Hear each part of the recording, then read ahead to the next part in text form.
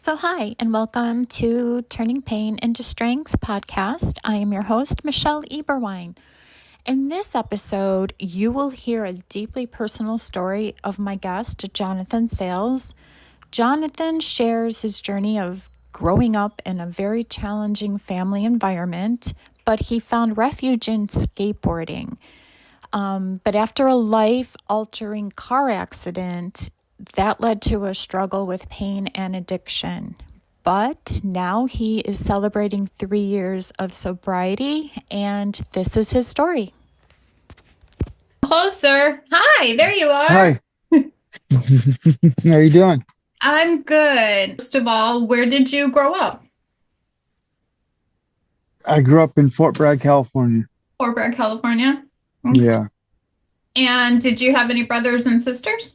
I have one older brother. One brother. And your parents together, or No. they I got think they divorced? split up. Yeah, they actually got married 3 times by the time I was the age of 6. Oh my God. Yeah. So they kept trying to make it work, but I guess they couldn't make it work. They were young, So Yeah, I get the young part. yeah. So they broke up, and then is that when your life kind of started going down the wrong path, or what do you think? I don't know if that's when I started going down the wrong path, but that's when I started feeling alone and just I don't want to say abandoned. Well, yeah, my dad to me abandoned me, so I felt very lost as a young boy. You need Sure. your father, your Right. guidance. Did you ever see him again, or once they He- split, was it? Yeah, he's in my life now again. My mother is deceased, though, Okay. but she raised me. hmm My brother did end up living with my father when like he's 16 or 17, but I stayed with my mom. Yeah. So, but my dad remarried. He took on my stepbrother. We're the same age, so we're not Oh, okay. blood, but he attended to his wife. So Okay. what she asked of him, he did, and so that was his new son instead of his children. So, Yeah. Yeah. and then it's unfortunate, but that it is my story. No, But it's not. right, There's yeah. more to this. No. Okay. So then, when did you start acting out in school? I would say in the 5th grade. 5th grade. Wow. I mean, Young. I was a good child. I mean, it wasn't that I like had behavioral issues or Yeah. acted up. I think I guess I was acting up, but it was, For attention. yeah, I was seeking, I needed, love and to be guided. Sure. Yeah, Um, absolutely. Absolutely. So when was the first time you kind of got in trouble? I didn't really get in trouble until later in life, like arrested. Like all my teenage years, I never got arrested or anything. Okay. So I when you never got even, older. yeah, I didn't get expelled or I don't even think I had detention ever. But no, it was just being young. 6th grade, I started hanging out with the wrong crowd. Okay. I wanted to fit in. I started skateboarding and I thought that was cool. And unfortunately, then skateboarding, it's not the way it was when I was growing up. And when skateboarding first was getting really big, but that was those weren't the cool kids. They were stoners and Yeah, you're right. drug users. And so It wasn't even looked at as a sport. no, no. No. I was 95. I started skateboarding, so that's the back end of like say Tony Hawk of his generation. Then Sure. what they call the street skaters. Before the skate parks. So Yeah. I didn't have a skate park growing up. But anyways, we'll But get you further do than that. now, and Yeah, you still yes, skateboard. yeah. Actually, Tony Hawk did do the foundation of our park Oh, in my wow. town. Yeah. Very Um, cool. not in the town I grew up in, but I'm just saying, like, I was just watching an episode, the Hawk and Wolf episode yesterday of talking about he has like 700 parks or something like that. Oh, wow. That I he, didn't even know that. yeah, Wow. yeah. Oh, yeah. He gave So if it back. wasn't for, yeah, he gave back to his sport and to the community, and Mhm. so That's uh, awesome. there's a place for kids to be instead of wandering the streets like I did. Yeah. You know. Yeah, I agree. Yeah. There wasn't much for them to do but get into a little bit of trouble. But like you said, Yeah. you weren't getting into bad trouble then. You were just normal Yeah. boy mischief. So when you Yeah. entered your 20s, is that where you I got in a car accident over a breakup, and Oh, wow. yeah, I was really drunk one night, and I decided to drive to California from Mesquite, Nevada. I was Oh, living down there in my 20s, okay. and my grandmother lived down there.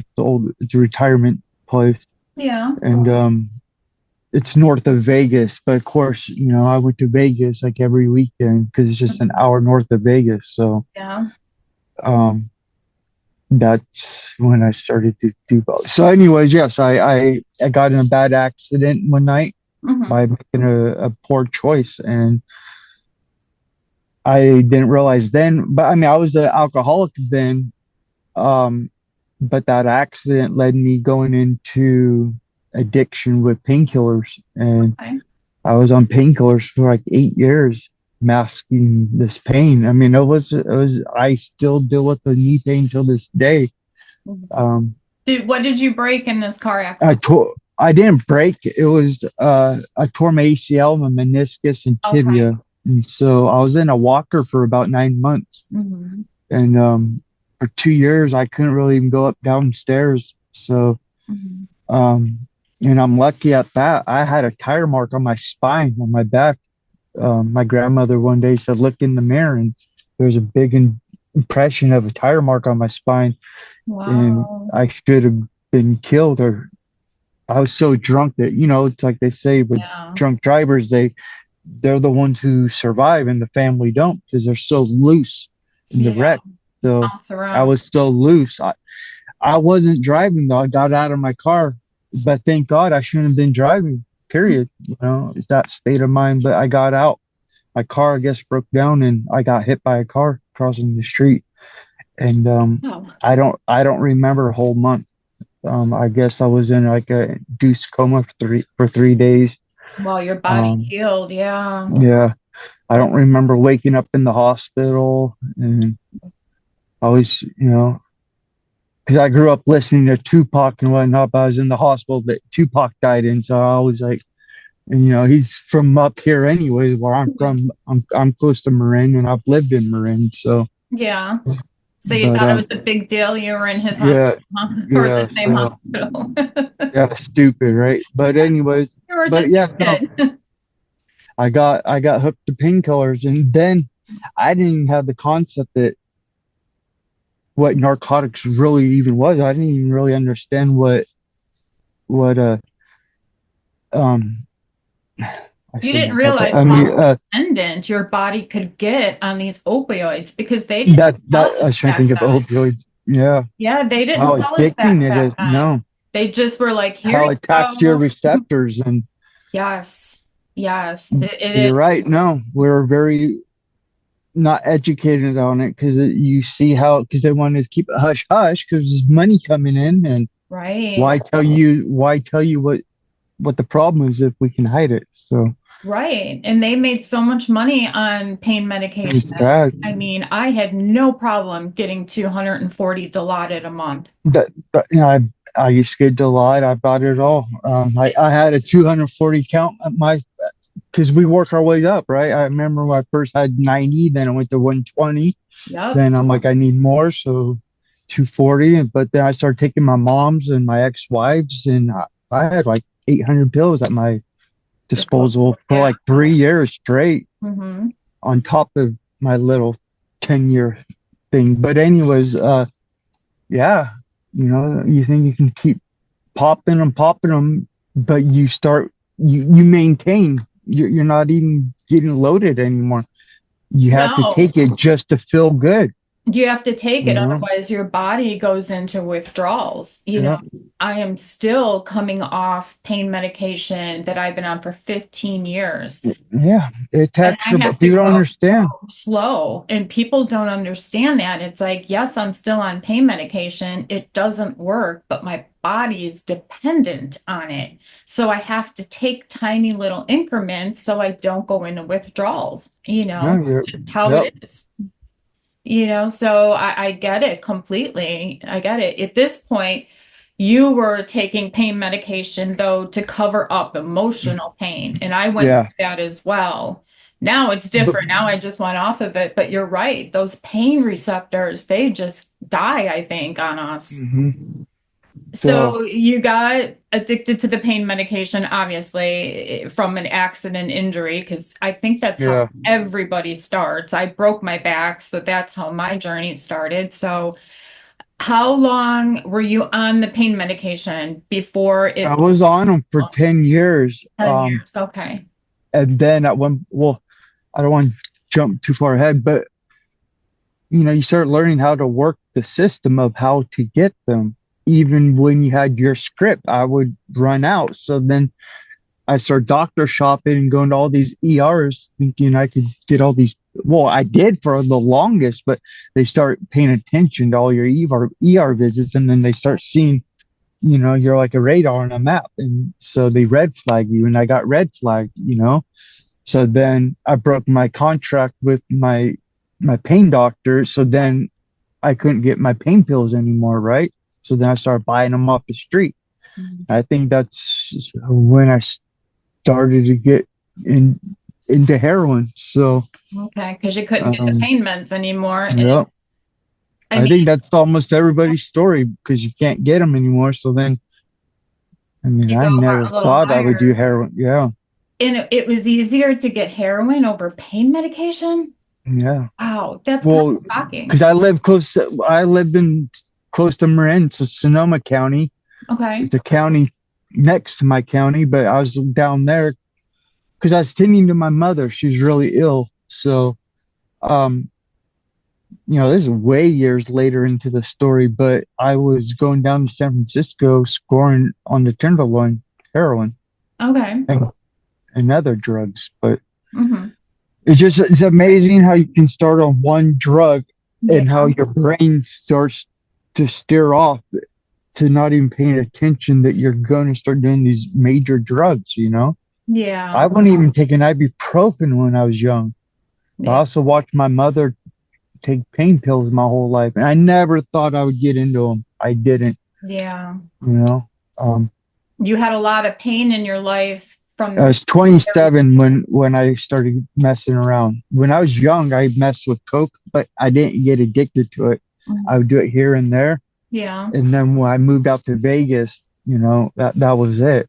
Okay. So Yeah. I mean, it's part of your story and it's all going to come together when we get to the end and everyone knows how fantastic you are now. oh, thank you. So But just yeah, you've come a long way and you're only in your late 20s now. it's because So I was yeah. 13 when I became homeless. I Yeah. had a very early start at life, and at that, I didn't really have much. God rest her soul, but my mother was sick my whole life, and she couldn't take care of her kids really the way that a parent needed to take care of. She loved me with all her heart, but Okay. unfortunately, It wasn't her enough. she got put in a nursing home when I think, 14 or 15. And I started all if I had such good community though where I grew up. All my friends, they're like their mom, all their moms felt bad for me. So I was couch surfing for 4 or 5 years of my When you were early, 14, that's yeah, going crazy. into my later teens into my I had to grow up quick, but Yeah. I didn't understand that I had to grow up quick. I was still just a kid, but Right. You're in the moment. when I look back on it now, I'm like, damn, like you didn't know any, like, that's just how you thought That was your to life. think. And yeah, Yeah. like, you didn't know any different. You thought that, I thought that was normal, you Mhm. know? Yeah. So back to your car accident, you got addicted to the pain meds. What was the next part of your life? Um, Did you just float through for the next 10 years on pain medication, or did you run into a group of bad people and started hanging out with them? I got off of them for a while, and then I got into Suboxone, but then this is, I'm just like 8 years ago, I started working in Sonoma County at Food Max, Mhm. and I got hurt there. I re-injured my knee. Oh no. Yeah, and I got back. I got. I didn't. I'm an addict, right? I didn't realize you're trading addictions, right? You're thinking, well, I'm going to do this drug to cover up this. You're masking this drug, Okay. but really, you're still on something. You're still being addicted. So you're not really getting off of anything until you're completely off. Okay. And um, all addicts are going to say different, everything different. Like you say, you still take low increments, right? Yeah. Of, okay, I take low increments of buprenorphine. It's Suboxone, Yeah. and it's just enough to just make me function. It Okay. doesn't. Everybody thinks it'll get you high for the people who don't take it. Yeah, Okay. but I was on heroin and then got on. So I never. It doesn't make you have a head change. No. Um, I literally function when I'm The box. on this. Well, yeah. What I'm trying to say, just on this program, Mhm. I don't abuse them. I mean, Now you can get those for I'm a, free, right? It's I free. get no, you're prescribed by your doctor, but Oh, I don't have that behavior that I did when I used to go doctor shopping for narcotics. You know what I oh mean? no. Yeah, Here, that. there's a blocker in it. You can't get high on it, but people think you can. Yes, for people who have never done drugs in their life and you take it, I guess you do get an euphoria feeling. I do not feel nothing. Yeah. Um, like I'm on, like I'm. It doesn't make you loaded. It does not. It doesn't make you Yeah. nod off. It doesn't do none of that No. because there's Narcan in it. Hmm. But people are not educated. Um, No.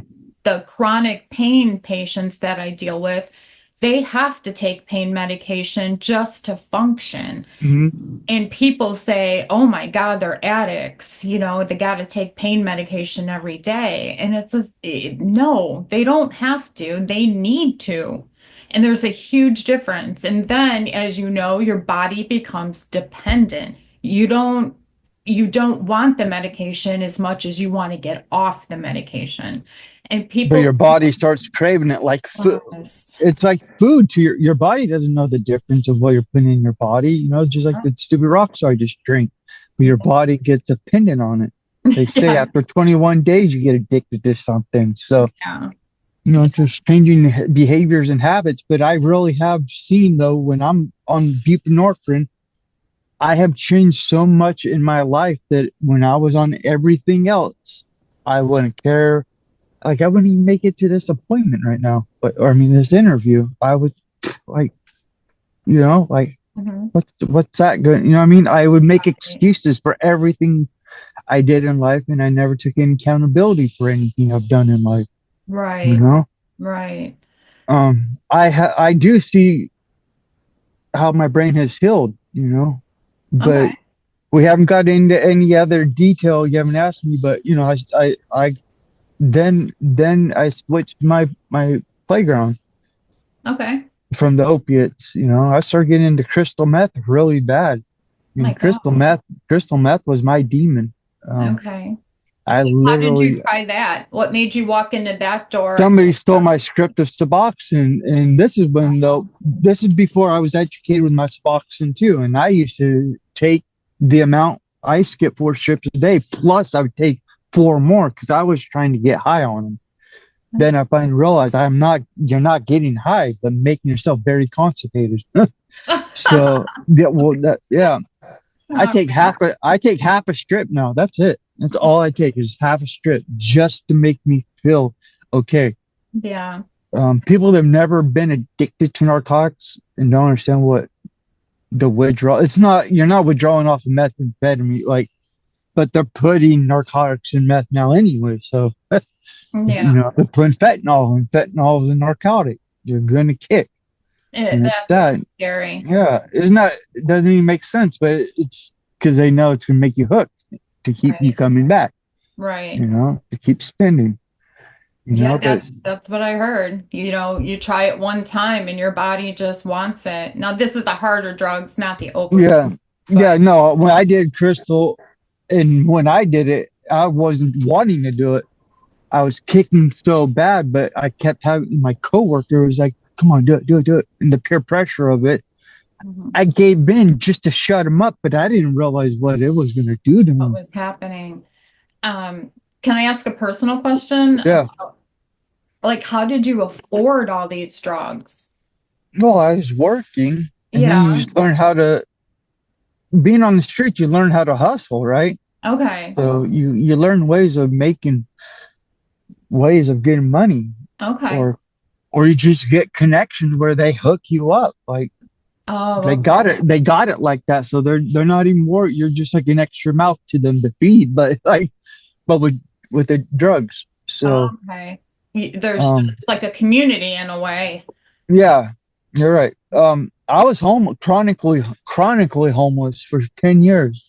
And it's amazing for me to even think that I'm not homeless no more. Mhm. I What mean, is I'm just that a like? step above. It was horrible. I mean, I literally slept in bushes. I used to slam heroin, being with all the homeless that you see out there. I was that guy. I was him, you know? What happened on your final day of being homeless? Well, I got arrested, you know? Yeah, Oh, yeah. Well, I mean, you're asking. I mean, we're skipping all over. I'm all all over right. the map All with right. my story, Let's but rewind. yeah, All right. So we're now on crystal meth. You yeah. switched from the heroin to the crystal meth. So let's make the story make sense. In the teens, it was just smoking weed and drinking. In the Sure. 20s, okay, it was drinking, but then the accident, and then the Right. accident led to the painkillers, okay, and now in the 30s, well, I got married.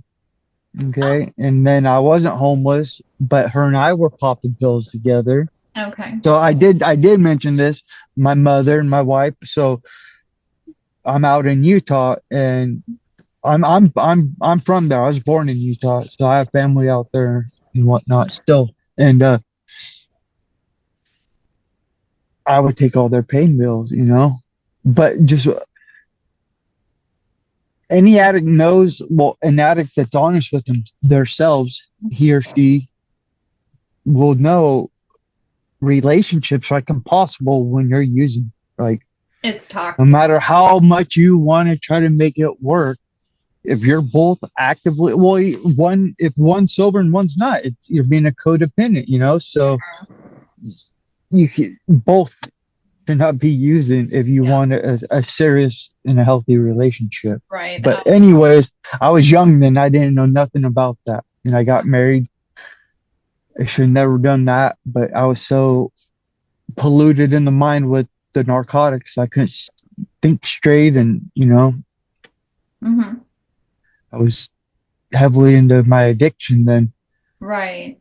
Which And is a then very that selfish time. yeah, it's a very low point in my life. But Hmm. But she you moved cheated. on. Yeah. So I came back to California and still be on the pink pills and all that, and then getting hurt at work. Right. So then you I'm got more trying. meds.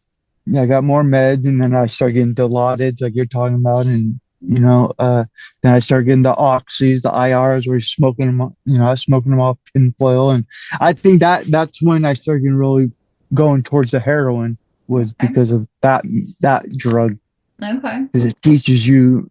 you're smoking it on foil. So then you're like, well, I might as well do the real thing. Okay. So, excuse me.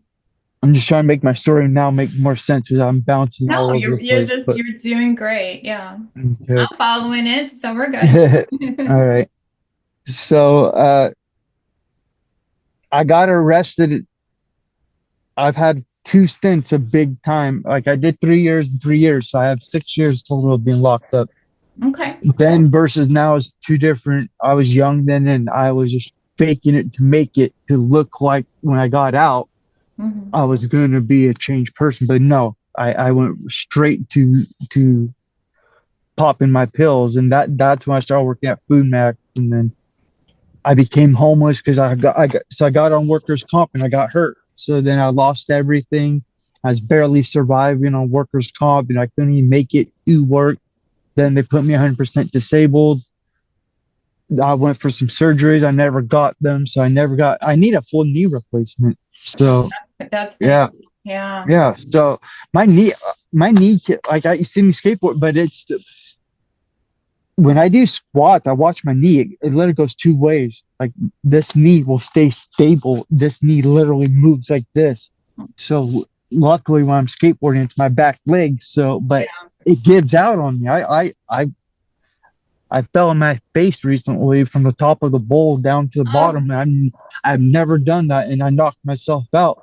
oh And God. I have a picture of it with me with the brace on. My face is oozing and blood, but you Ouch. know, crazy. Yeah. Anyways, but back to I became really homeless, and I was living in Sonoma County, and the homeless there is really bad versus where I'm at right now. Mhm. And I fell into that lifestyle, and for a long time I didn't even see the way out. I didn't care. I was sleeping under bridges, sleeping in bush, like nasty, not showering, like not taking care of myself. And What made you, well, you said you met a girl, so that helps.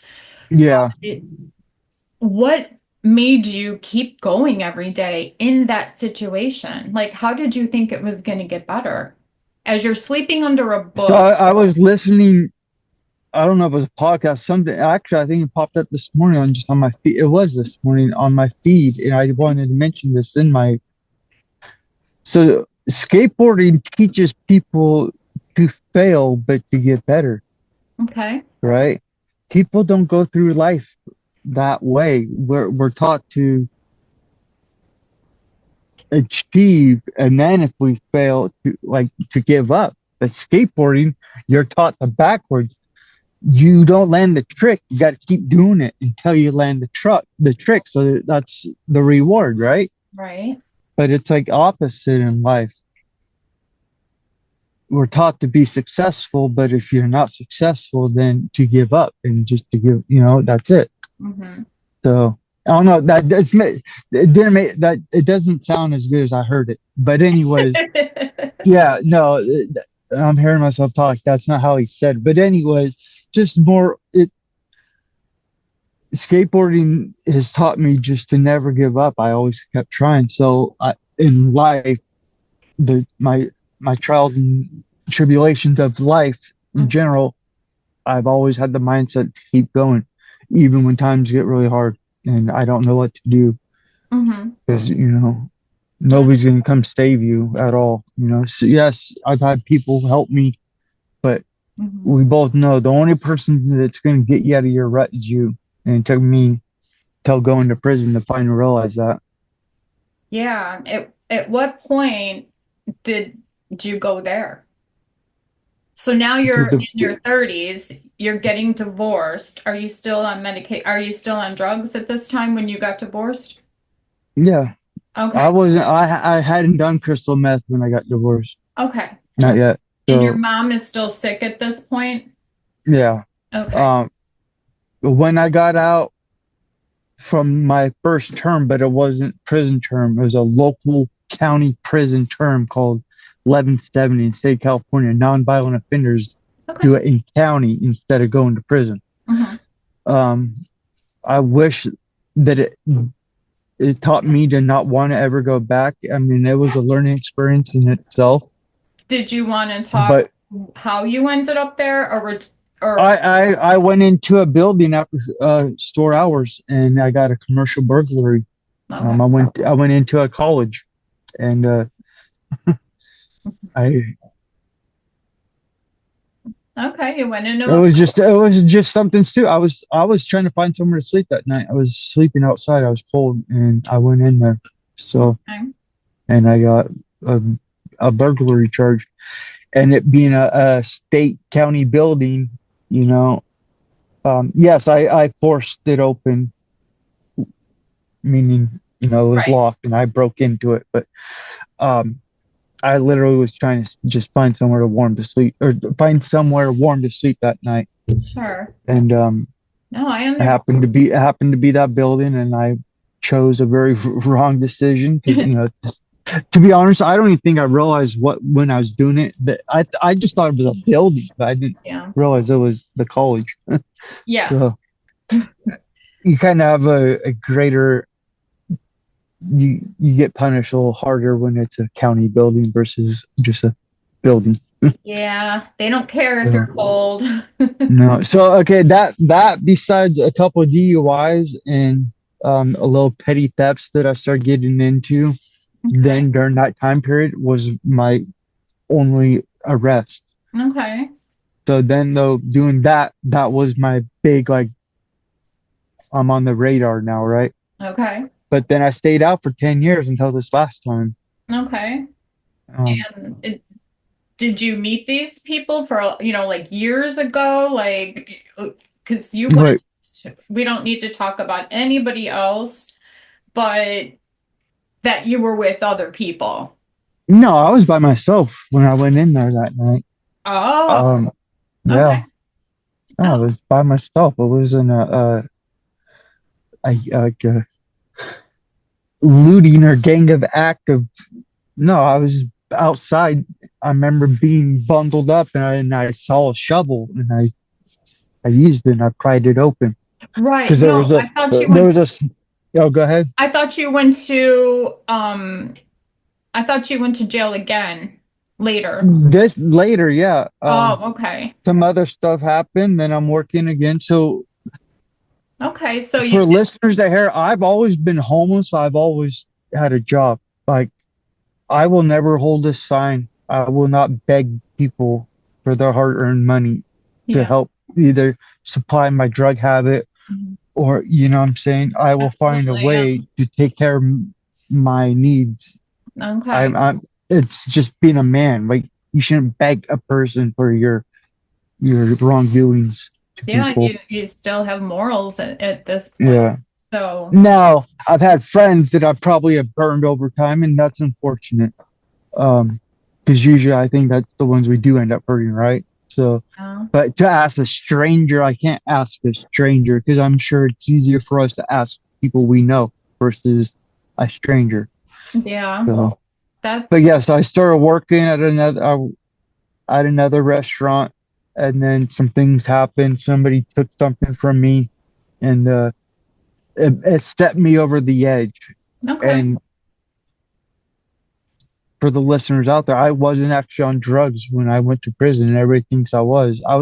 That day, I was 30 days sober that day, but I was on a bender for 2 months, and I'm the type of person I do a lot in a little amount of time. So, um, and at this point, I started doing fentanyl and crystal meth at the same time, and that I think would make anybody be like a rocket and spiral out of control. Like those two things, because they're two things going two different directions. So you got to imagine your mind, it can't comprehend what it's doing. A lot of people don't even understand. Crystal meth has gasoline in it. You're burning holes in your brain. It's like pouring water on a computer. It's going to fry up. Or your Wow. pistons getting clogged with grease. You're going to Yeah. misfire, right? So you're What blowing your made headers. you go into that? Like, I was at a very low point in life. I was homeless and just because for 10 years I just couldn't see that I made excuses for a very long time, and I never took accountability for the things that I was doing. And I was being always playing the blame game that it's always their fault, but never Okay. looking what part I had in all of my story, right? We all have people we associate, like you always ask who yeah, I'm sure I was associating with the wrong type of people. I'm sure people say from church are going to tell me, hey, we should go pull a lick over here, you know?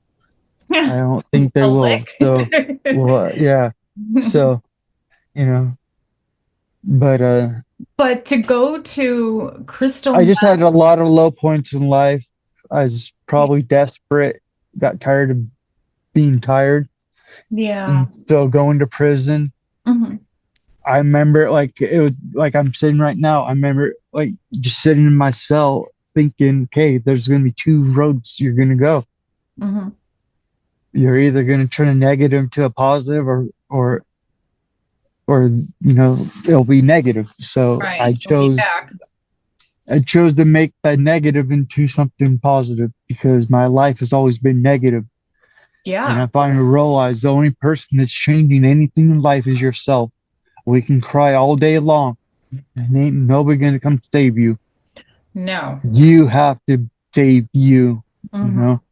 Like the song Jelly Roll, Save Me, right? And I actually Oh taught my myself how God. I taught myself how to play that. I could play it right now to you on the guitar. I can play it pretty good on the acoustic. I have it on my TikTok account. You can go see the video. Oh, I mean, I'm out awesome. there. Yeah, Because I I'm going have. to link everything to your Okay, podcast. So, that's cool.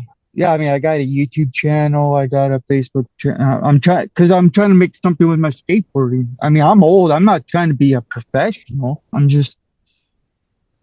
I would like to, sponsors. help the younger generation and say my story, but help them influence them. Like, hey, that ain't the road, bro. Like, there's a much, but my favorite skateboarder growing up was Christian Asoy. Okay. And I remember being young, way before my active addiction, Mhm. his story. Okay. And I ended up living his story.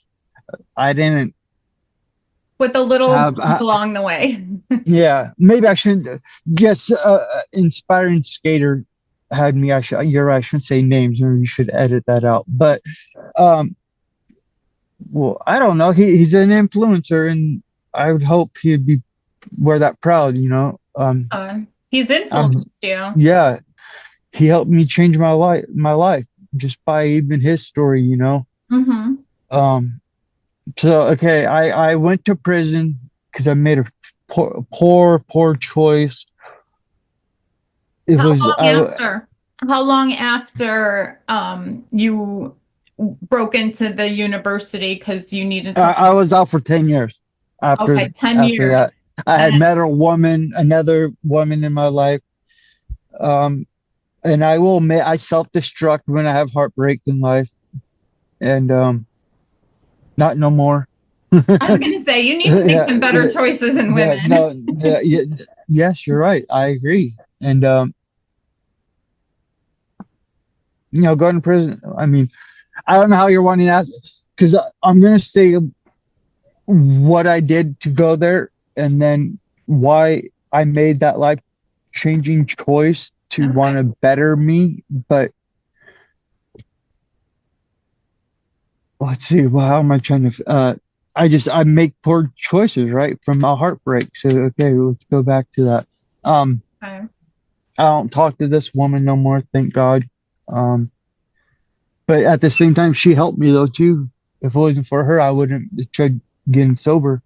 Okay. So I wish her the best. I'm not saying names, but I wish her the best and a happy ending. But it's time for my happy ending. Right. Well, Yeah. but being in that relationship, I was introduced to all these harder that lifestyle. So Okay. before I met her, I didn't have no clue of that just but popping pills. So Did she do drugs too, or just you? no, she's in denial till this Okay. day. So Okay. So you people have started making behaviors and yeah, you started making bad decisions again. yeah. Okay. She was there in the distance. Mm-hmm. and send her little followers. So it's fine. Yeah, you're right. We'll skip that topic, but we'll just speed up till the end. I robbed a bank and I went to prison, and I robbed it it was a suicide attempt. I wasn't robbing it to get away. I was robbing it because I was done with life, because for 10 years the same outcome over and over and over. But I didn't take any accountability for the things I was choosing. And in those 10 years, I've already said in the story, I blamed everybody. So, So were um, you on drugs at the time you robbed the bank? no, remember I said I was 30 days sober. To the day. It was literally, it was a suicide attempt. I was wanting to go out to the cops with a bang, Mm-hmm. and Wow. they pulled a taser out, and I'm lucky because it should have been his gun he had on him, but instead it was a taser. Did that really hurt like they show on TV? Yeah. Yeah, I'm sorry. yeah. The up here Yeah. don't hurt, but they do it from the lower. Yes, makes you Wow. drop. And some people I heard they urinate, but Hmm. Some have heart attacks, I read. yeah, Yeah. and I have heart problems, so okay. So yeah, I remember when that tase did. I remember feeling it going through my heart and everything. Wow. Yeah, All right. I had two heart surgeries Needed when I to was 10 know. years old. Yeah, Wait a minute. You had a heart attack when you were 10 years old? yep.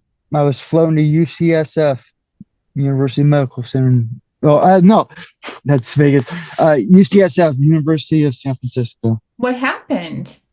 Like, I was born with a heart condition called WPW, Wolf Parkinson White Syndrome.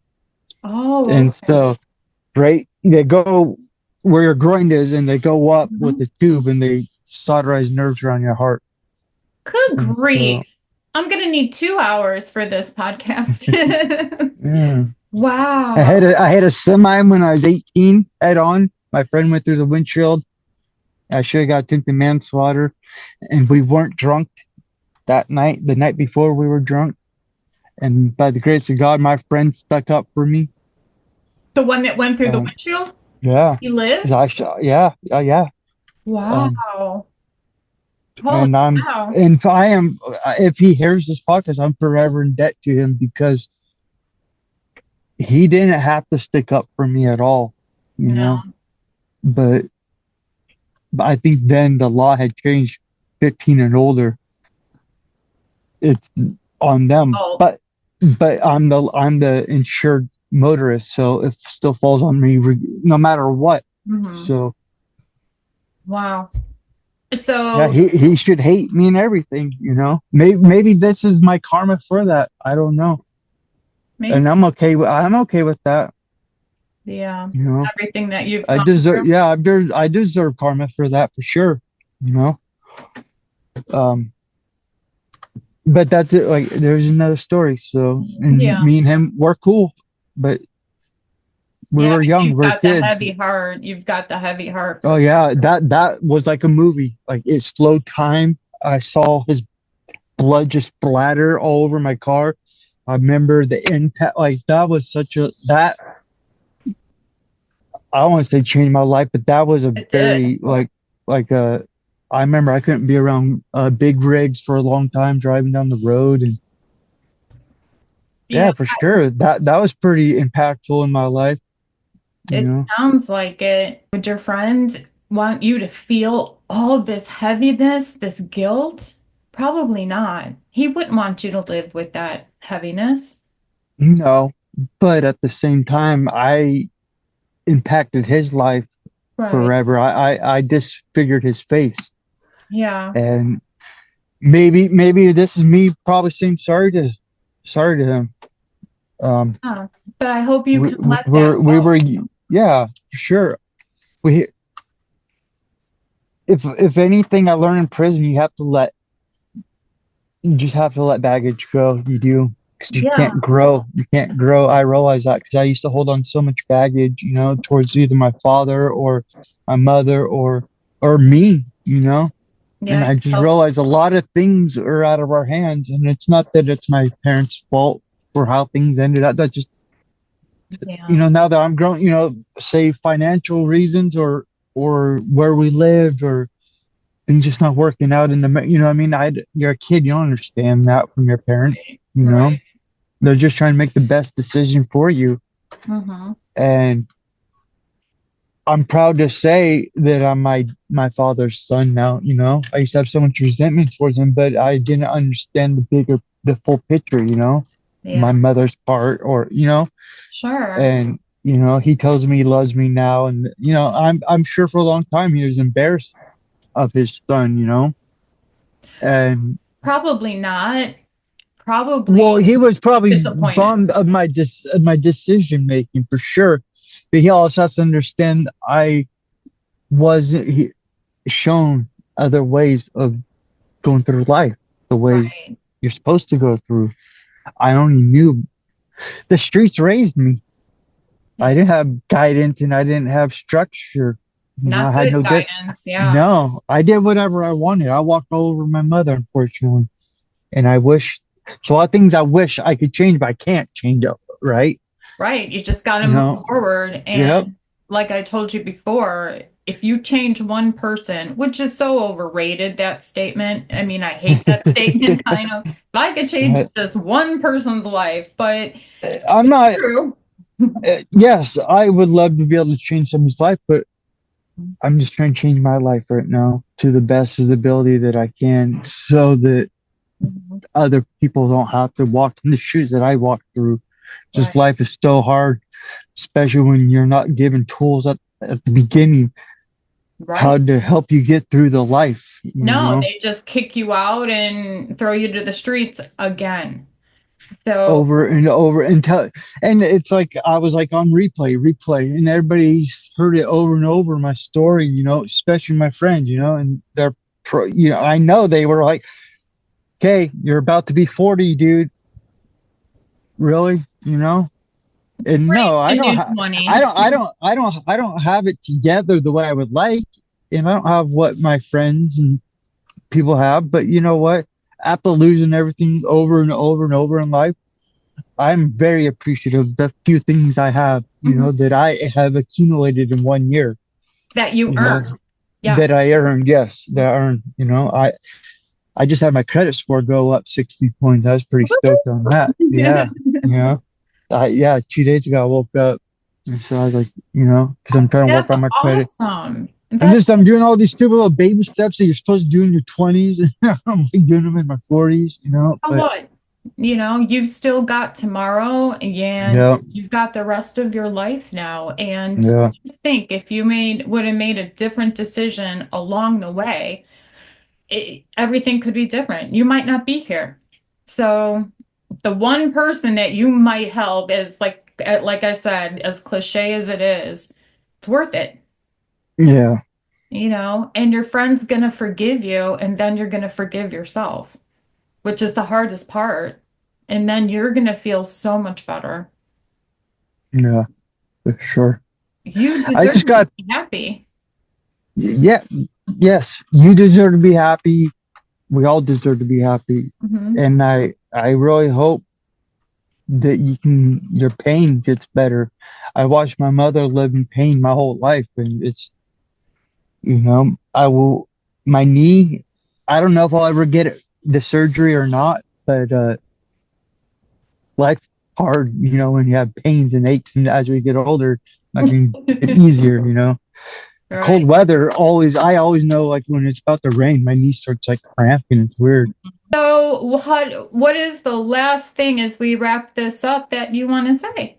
Anything other than what you've said, obviously, about Yeah, I hear myself. I repeat a lot of things. I don't like that, and I was hoping I wasn't going to do that like I did last time, but I guess I'm still doing it.